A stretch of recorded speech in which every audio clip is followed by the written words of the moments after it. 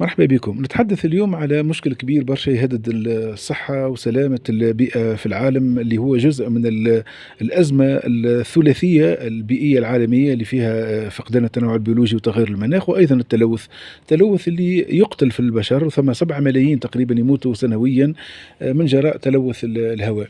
تلوث الهواء اللي هو مشكل كبير يمس أيضا الدول العربية اللي قاعدة تتطور، خاصة داخل المدن نتاعها. بعض البلدان العربية عاملة مجهود، قاعدة تسعى لتحسن المحيط نتاعها وتقلص من مسببات تلوث الهواء. وثم مؤشر جيد جدا بالنسبة للدول العربية، أنه بعض الدول حقيقة قامت بمجهود جبار وحسنت مؤشراتها البيئية، كما سلطنة عمان اللي جات في المرتبة الأولى من 22 تقريبا دولة عربية في الترتيب والتصنيف اللي صدر في بداية العام هذايا، اللي تعد منصة مختصة في جودة الحياة. سلطنة عمان عملت مجهود كبير وعندها رؤية لسنة 2040 في مجال التنمية المستدامة والحفاظ على الموارد الطبيعية للأجيال القادمة. لكن شنو هو حال بقية الدول؟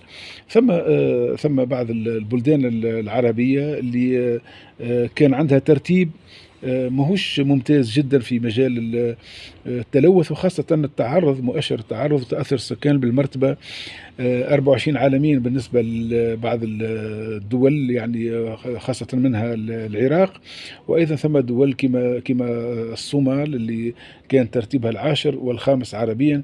والمعلومة اللي تهم بصفة خاصة هو أنه 5 دول عربية على الأقل ما بين 10 دول في العالم هي الأكثر تعرض لتلوث الهواء.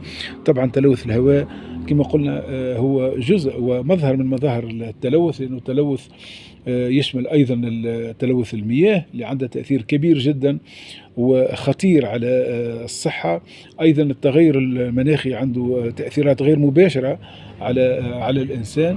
إلى جانب التلوث الهوائي وتلوث الماء ثم تلوث بيولوجي، نجم نقولوا عدوى بيولوجية، وأيضا البروتين اللي تفرزه بعض الجرذان. وثم مشكلات صحية مستعصية قاعدة تتفاقم الآن، من بينها السرطانات واضطرابات عمل الهرمونات في الجسم، والمشاكل في الجهاز العصبي، والخلل حتى في الجهاز التناسلي. ثم مظاهر أخرى أيضا للتلوث مثقلش خطورة، منها التلوث الإشعاعي، وأيضا التلوث الضوضائي من جراء كثرة الاستماع للأصوات المزعجة، إذا التلوث الناجم عن الضجيج. طبعا هذوما مظاهر خطيرة جدا تهمنا في الدول العربية. ثم مجهود تقوم به المؤسسات والإدارات ووزارات البيئة، لكن العمل هذا عمل لازم تنخرط فيه جهود المؤسسات الصناعية والقطاعات الخاصة، ولازم يصاحبوا أيضا وعي من المواطنين كما قلنا سلامة البيئة وإزالة المظاهر هذه. مظاهر التلوث الهوائي والمائي وغيرها هي متصلة بصلة مباشرة ووثيقة بسلامة الإنسان وبقائه والحفاظ على البشر وخاصة الأجيال القادمة، وتحديدا الفئات الهشة وفي مقدمتها الأطفال. لذلك لابد من مضاعفة الجهد في الدول العربية وتنسيق العمل حتى يكون الجهد هذا في إزالة التلوث وتحسين نقاوة الهواء والمياه يكون في أولويات وفي صدارة اهتمامات الدول والمجتمعات أيضا. والسلام عليكم ورحمة الله وبركاته.